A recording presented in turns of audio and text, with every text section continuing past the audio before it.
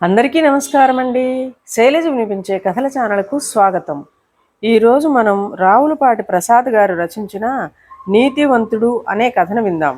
ఈ కథ ఫిబ్రవరి 2011 చందమామలో ప్రచురింపబడింది. ఒకానొక రాజు వృద్ధుడైన మంత్రి చనిపోతే ఆయన కుమారుడికి ఆ పదవి ఇచ్చాడు. కొత్త మంత్రి ఉద్యోగ బాధ్యత స్వీకరించిన రోజునే రాజుకు ఒక సమస్య ఎదురైంది. రాజ్యంలో శిస్తు వసూళ్లు చేసే ఉద్యోగి ఆ డబ్బుతో పరాయి రాజ్యానికి పారిపోయాడు. ఈసారి మనం ఉద్యోగం ఇవ్వబోయే ముందు వచ్చిన వాడేపాటి నీతివంతుడో తెలుసుకోవాలి. కానీ అదెలా సాధ్యం? మీ నాన్నగారైతే తగిన ఉపాయం ఆలోచించేవాడు అన్నాడు రాజు. కొత్త మంత్రి, ప్రభు, చాటింపు వేయించండి, ఆ వచ్చిన వాళ్లలో నీతివంతుణ్ణి మీకు చూపగలను అన్నాడు. చాటింపు విని 10 మంది వచ్చారు. మంత్రి వాళ్ళను ఒక చీకటి గది గుండా రాజు దగ్గరకు రమ్మనమని చెప్పాడు. వాళ్ళు అలాగే చేశారు. అప్పుడు మంత్రి వాళ్లతో, కారణం తరువాత చెబుతాను, నా చుట్టూ వేగంగా 10 సార్లు ప్రదక్షిణం చేయండి అన్నాడు.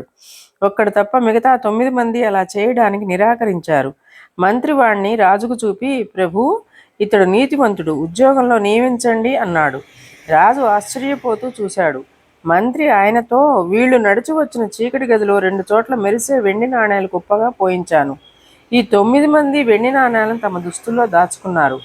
వేగంగా కదిలేటప్పుడు వాటి శబ్దం వినపడి తమ దొంగతనం బయటపడుతుందని ప్రదక్షిణ చేయడానికి నిరాకరించారు అని చెప్పాడు.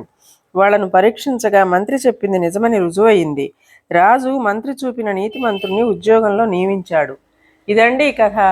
ఈ కథ మీకు నచ్చినట్లయితే లైక్ చేయండి, షేర్ చేయండి, కామెంట్ చేయండి, సబ్స్క్రైబ్ చేసుకొని నన్ను ఎంకరేజ్ చేయండి. నమస్కారం అండి.